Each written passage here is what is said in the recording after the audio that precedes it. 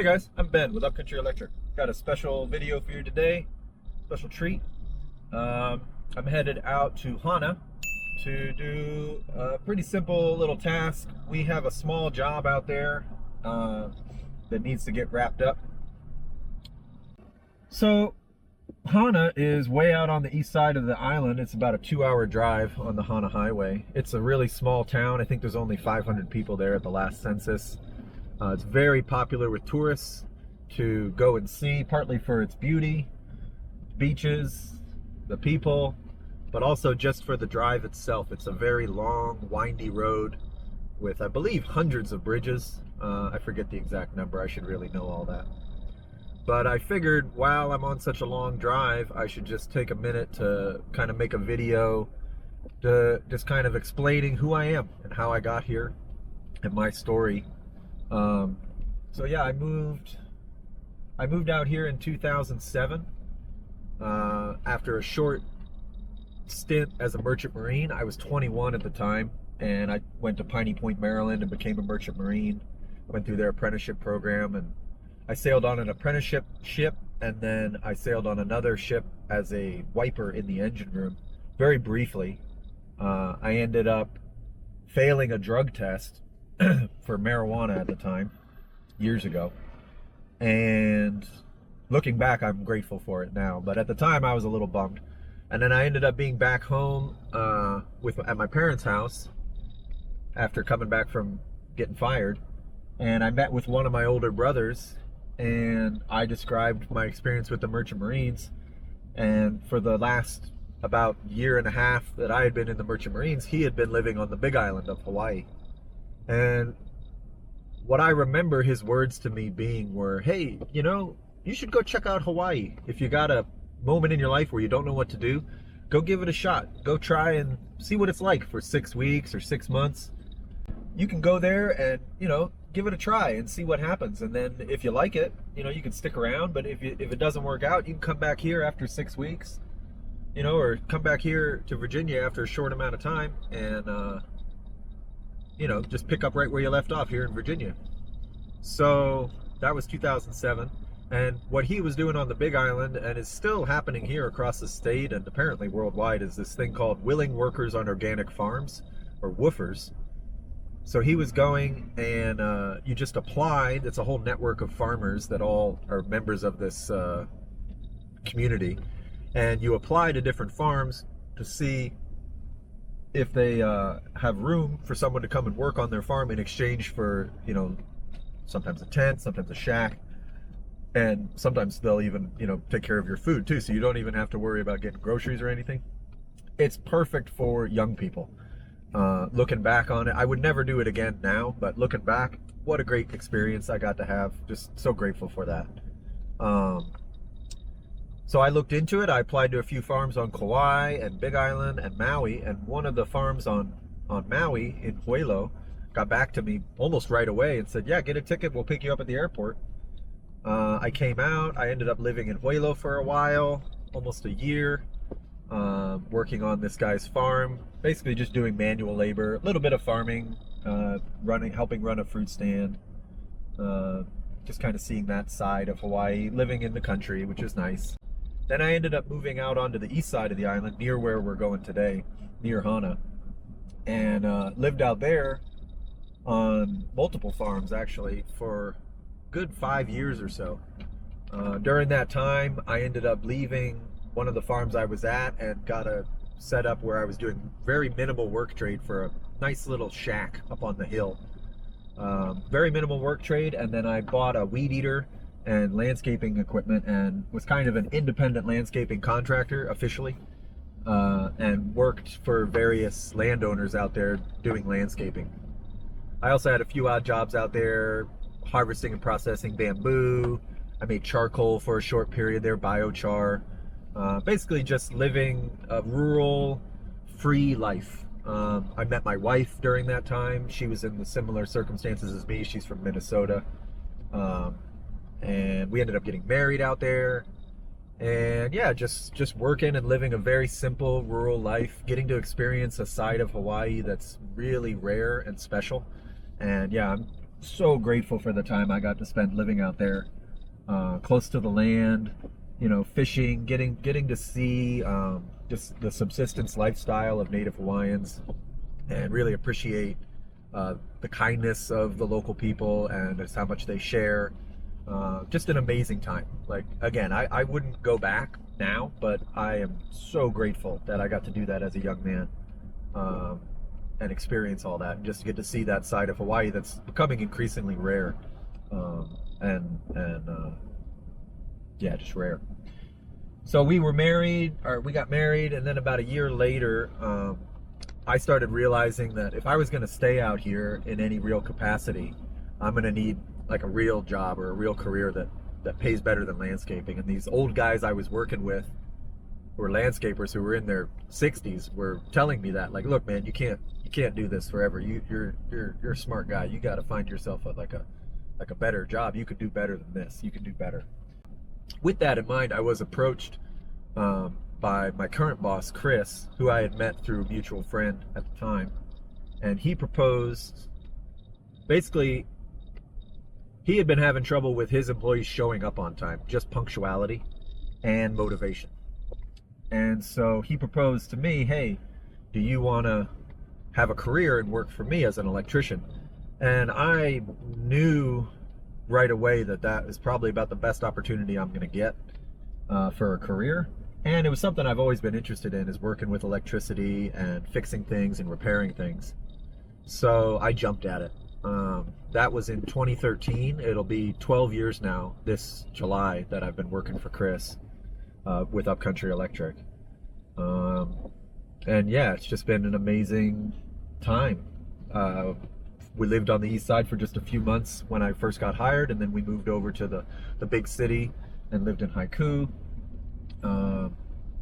You know, still very rural, still a very small island, but it was really nice to be able to have, you know, grid electricity, not be off grid, have, you know, the conveniences of, you know, retail outlets and stores close by, and not multiple hour drive to get supplies and things.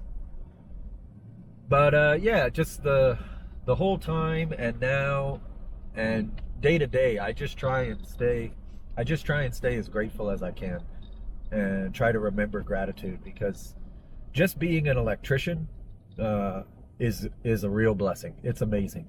Getting to use my mind, getting to solve problems, getting to work around electricity safely, the variety involved, and to me it's just really cool, and I'm just grateful that I can have a job that I enjoy doing. That's amazing. Just that is amazing. But then to be able to do it in a setting like this, on Maui in Hawaii, is just again an amazing blessing. I don't take it for granted. It is very expensive here, and we're able, as a family, and we now have 2 small kids, we're able to get by and scrape by. We are not we don't really have the ability to make a lot of savings at the moment, but we're able to scrape by, and we're able to thrive. I would say we're doing really well from where we're sitting. It could always be better, and it could always be worse. So yeah, just feeling a lot of gratitude for that, and then just gratitude to get to live out here and make this a home out here, and try to, you know, perpetuate that same culture that was so kind to me in the beginning there when I first lived out here, and the way I was treated was just so nice, and just try to carry that on and be helpful in sharing. And then yeah, about 2 years ago now, I think 2.5, maybe 3 years now, I started filming what I was doing at work and cobbling together kind of a YouTube channel, and that has been a lot of fun, honestly. I've really enjoyed. I enjoy editing videos, I enjoy talking, and I enjoy the work that I do.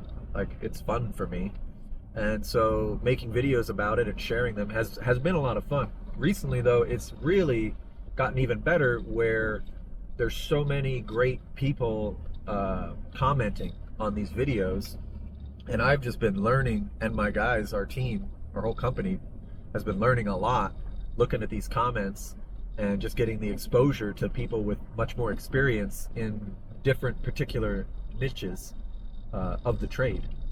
We kind of specialize in a lot of things, which sometimes hurts us because we can't really dive deep and be a complete ultra specialist in one particular thing. But pumps and motors and motor controls, we really try and feel like that's us. That's what we want to be good at. That's what we want to tell people we're good at. So it's just really cool to be able to interact with people who have more experience and get help from people who have more experience. It's really cool that there's just so many great people out there who want to share their knowledge. And yeah, I'm just really grateful for the people that have been showing up in the comment section on these videos. And so not only am I having fun, I'm also learning something too, which is just fantastic. So yeah, just feeling a lot of gratitude today. Feeling really grateful just to be alive, to have a great job, to be in this beautiful place. And yeah, just not taking anything for granted, wanting to do something good, make things a little better wherever I go. Looking forward to the future, what it has in store, and got a little bit longer of a drive here. Probably another hour of a drive before I get there. The last step for the job is to just seal some EYS fittings with a potting compound.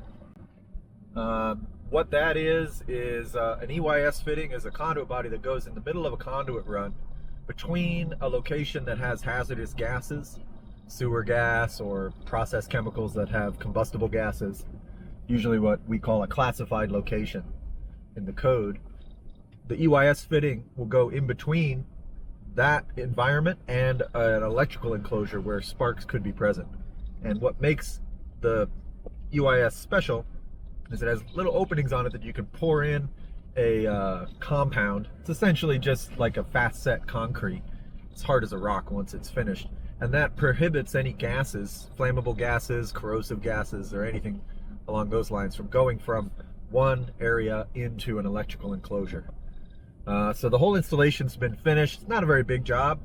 These are just 1-inch fittings, I believe, or 3/4 fittings. So the last step is just go out there and seal them. And then I also have some site visits to do out there to get ready for some other jobs that are coming up in the future. So yeah, I'll see you when we get there to the EYS fittings, and we'll fill them up.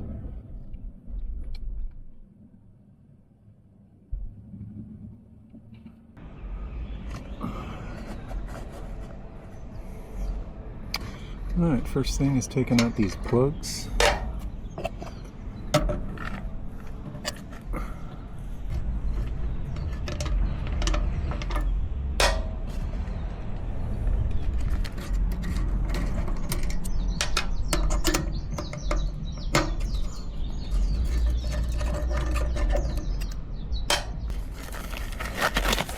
couple different ways this compound can come. This way is pretty easy. I think I'm gonna like this better than the little conch guns, but let's see. So,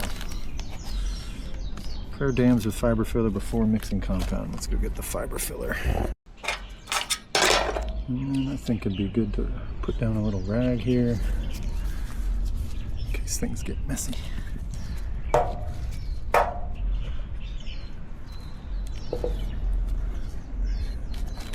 So you get your fiber filler. Just stuff that in there, kind of down in there where the wires are.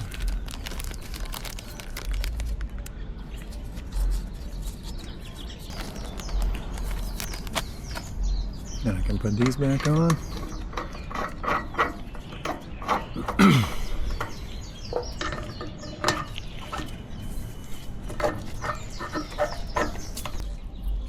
Unfortunately, I don't have an Allen key big enough to tighten this, so I'll just call that good.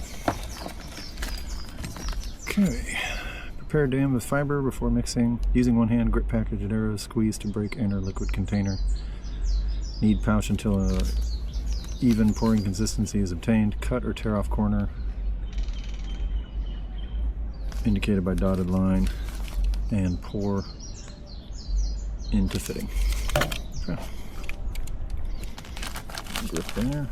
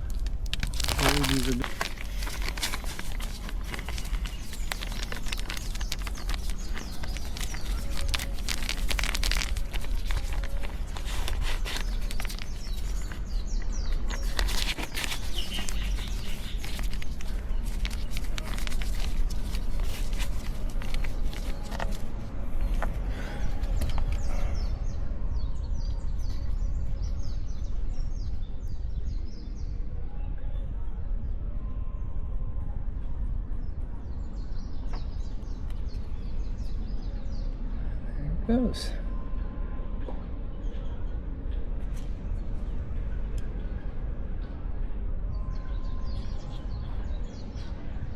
Yeah, not too bad.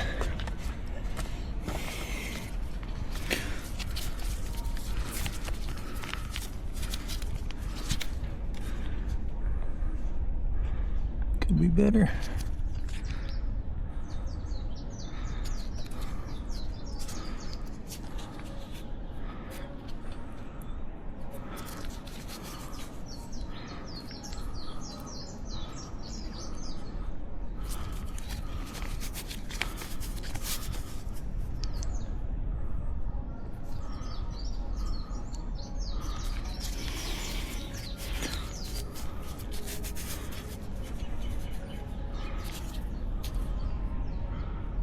There it goes.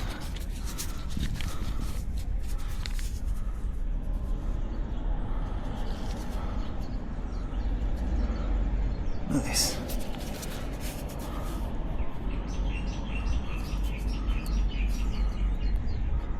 Nice. All right.